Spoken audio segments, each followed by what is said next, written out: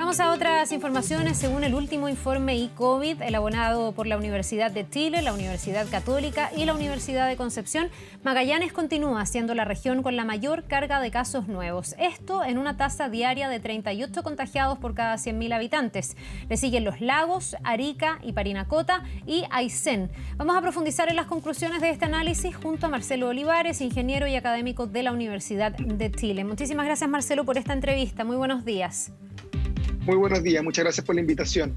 A ver, quiero que vayamos desglosando. Voy a partir de lo más general, que tiene que ver con los promedios, que muchas veces pueden esconder otras realidades. Pero ayer el ministro de Salud estaba contento porque decía que han bajado el número de contagios en los últimos 7 días en torno a un 14%. Entonces uno podría decir, bueno, vamos bien. Pero ustedes en este informe alertan que hay que poner cierto enfoque y lupas especiales en algunos lugares. ¿Cuál es tu interpretación de los datos?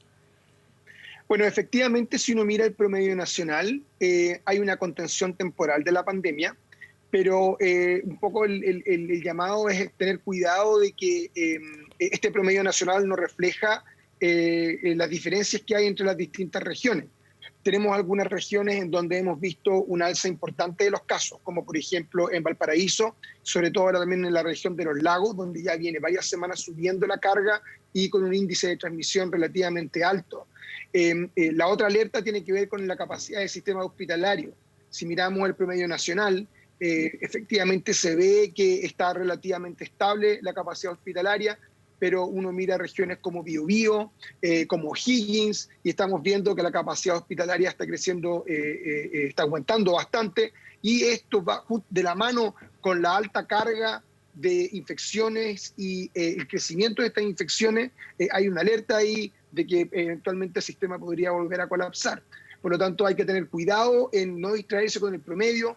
La pandemia está contenida en general, pero tenemos focos importantes que son preocupantes y que hay que mantener la atención. Marcelo, el principal foco hoy día, porque hemos estado muy preocupados en el último tiempo, es Magallanes. Ahí se está dando una situación que comparativamente con el resto del país, incluso con otras zonas complicadas, se escapa. Se dice que tienen la peor tasa de contagios incluso desde que comenzó la pandemia, incluso desde la ola anterior que tuvieron en materia de contagios. Exactamente, Magallanes ha sido la zona, y en particular también consideramos que es una población, ¿cierto?, más pequeña, pero en términos de por habitante ha tenido la carga de infección más alta que hemos visto durante la pandemia, incluso peor que en el peor momento de Santiago.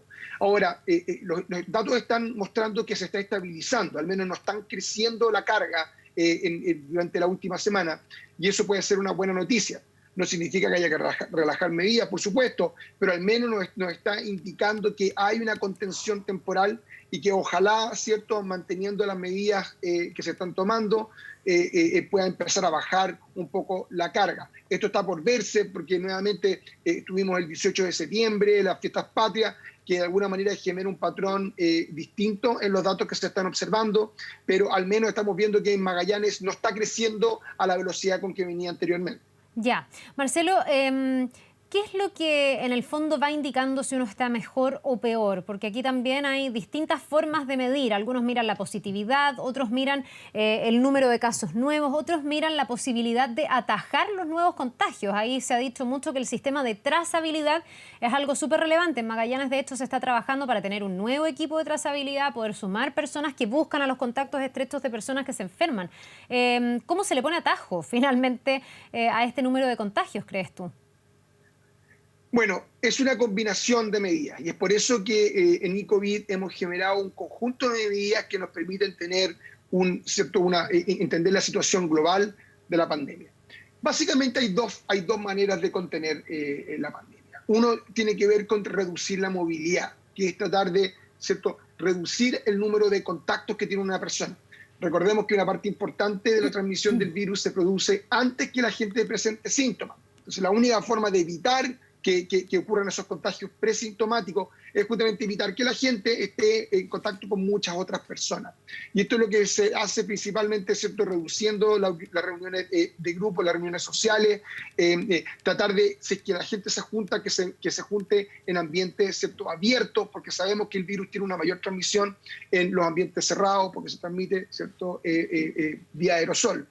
Entonces, esa es una medida. Ahora, es en la medida que uno va relajando eso, ¿cierto? Va aumentando la movilidad de la ciudad, ya sea porque queremos recuperar parte de la actividad, tenemos que compensar eso de alguna u otra forma. Y la manera en que tenemos de compensarlo es con trazabilidad. ¿Qué significa la trazabilidad? Que inmediatamente cuando identificamos un contagio, podamos ir rápidamente identificar con quién estuvo esa persona antes de tener síntomas o durante el periodo que inició los síntomas.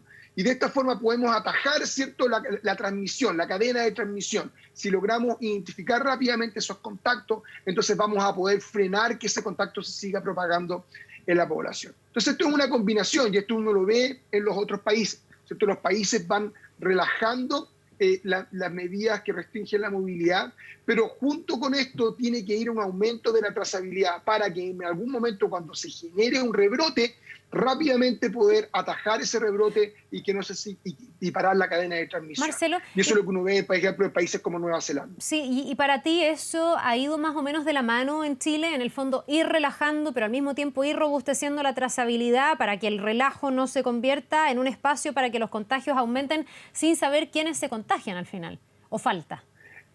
De forma gradual, efectivamente, la trazabilidad ha ido mejorando. Hay varios índices de trazabilidad que uno puede ocupar. El principal tiene que ver con poder detectar los casos de forma rápida. Es decir, cuando una persona presenta síntomas, rápidamente que esa persona, ¿cierto?, vaya, se realice un diagnóstico y posteriormente, ¿cierto?, se haga los test y ese test se confirme rápido y ese caso llegue rápidamente al MinSal para que el MinSal pueda de ahí iniciar el proceso de trazabilidad, identificar a los contactos y frenar la cadena. Esos índices han mejorado bastante. Por ejemplo, nosotros establecemos que 3 días desde que una persona tiene síntomas, en 3 días tiene que ese caso ya estar confirmado con test PCR en el MinSal. Hoy día, alrededor de un 40% de los casos están siendo confirmados dentro de un plazo de 3 días. Ahora, eso igual lo tenemos que mejorar. La idea es que lleguemos a un 70% de los casos confirmados dentro de 3 días. Pero en el peor momento de la pandemia, esto era menos de un 10%. Es decir, hemos mejorado considerablemente la trazabilidad. Todavía queda por hacer, o sea, si queremos ir relajando aún más, ¿cierto?, las medidas de cuarentena, vamos a tener que mejorar la trazabilidad porque si no vamos a tener un rebrote.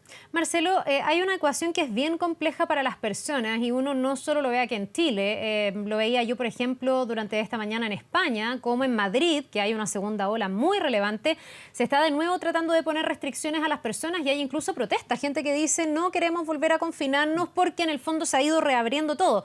Y acá pasa un poco lo mismo, cuando uno le dice a la gente que hay que volver atrás, volver a cuarentena o una etapa previa, muchos te dicen, ¿pero por qué? Si en el fondo están abriendo malls, están abriendo restaurantes, están llamando a volver a las clases, cuesta como calibrar dónde está realmente el riesgo. Hablaba con el alcalde Lavín esta semana y él pide para Las Condes volver a las restricciones de fiestas patrias, que no puede haber reuniones de más de 10 personas, pero muchos dicen, ¿por qué me van a restringir en mi casa, con quién me junto, con quién voy al parque, si al mismo tiempo me dejan ir al mall, quieren que mis hijos vuelvan al colegio? ¿Dónde está comprobado que están los principales focos de contagio para saber cuándo las medidas restrictivas que se toman están fundamentadas? Es muy difícil decir exactamente dónde están los focos de contagio, porque esto varía de un país a otro país. Va a depender, por ejemplo, de qué tan responsable es la población en usar mascarilla, ¿cierto? Si tiene una población que no usa mascarilla, entonces el contagio se va a producir en lugares distintos que cuando usa mascarilla. Sabemos ya que este virus se contagia, ¿cierto? La probabilidad de contagio aumenta mucho en ambientes cerrados. Por lo tanto, evitar juntarse en ambientes cerrados, ¿cierto? Tratar de usar mascarilla en todo momento cuando uno está en contacto con personas fuera de su núcleo familiar. Son medidas básicas para contener esto. Entonces, a mí me parece que ¿cierto? Uno va relajando ciertas medidas, pero esto va un poco, ¿cierto?, probando, ver cómo avanza, y si vemos que hay cualquier indicio de que hay un rebrote, hay que pararlo lo antes posible. Miremos, por ejemplo, lo que está pasando en Nueva York. Se identificó un foco relativamente, ¿cierto?, localizado ¿cierto?, de una población que estaba aumentando su carga infecciosa, e inmediatamente se declaró, ¿cierto?, un cordón sanitario en esa zona y se comienza a investigar cuál es la causa de este rebrote. Eso va a ser así en esta pandemia hasta que no tengamos vacuna, y la población tiene que adecuarse a eso, tiene que entender que en la medida que avanzamos de repente vamos a tener que retroceder porque queremos evitar lo que nos sucedió en mayo.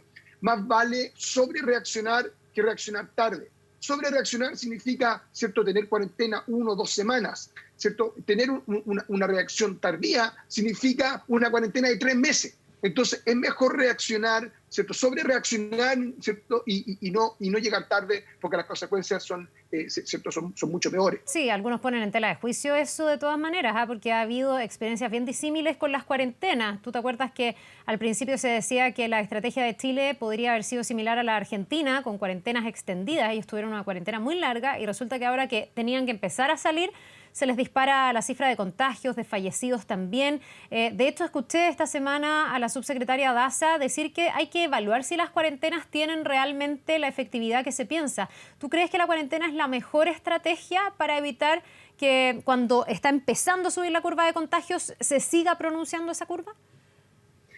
Si no tienes un sistema de trazabilidad muy eficiente, la única forma que nosotros hemos aprendido a frenar esta pandemia es con cuarentena. No hay otra. Si no tenemos una trazabilidad, ¿cierto?, de excelente nivel, que significa que un 70% de los casos estén siendo detectados dentro de 3 días, la única alternativa que tenemos es la cuarentena.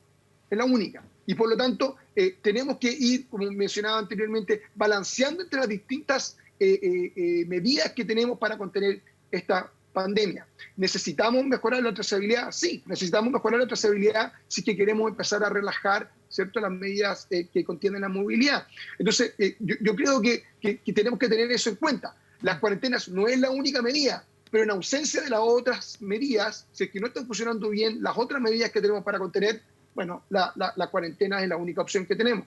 Y por eso llamar a la población, ¿cierto? Si es que nos cuidamos y usamos la mascarilla y somos responsables ¿cierto?, en las reuniones sociales que tenemos, vamos a evitar, ¿cierto?, que lleguemos al nivel crítico que nos fuercen a tomar una cuarentena. Bien, pues Marcelo Olivares, ingeniero académico de la Universidad de Chile, te queremos agradecer por ayudarnos a entender un poquitito más también este informe e-COVID con estos datos que nos enseñan que no solo hay que quedarse con el promedio, hay que poner el foco también en algunos lugares que están con cifras mucho más preocupantes. Muchísimas gracias, que tengas un buen día. Muchas gracias, que esté muy bien. Nos vemos. Vamos a una pausa y estamos de vuelta de inmediato.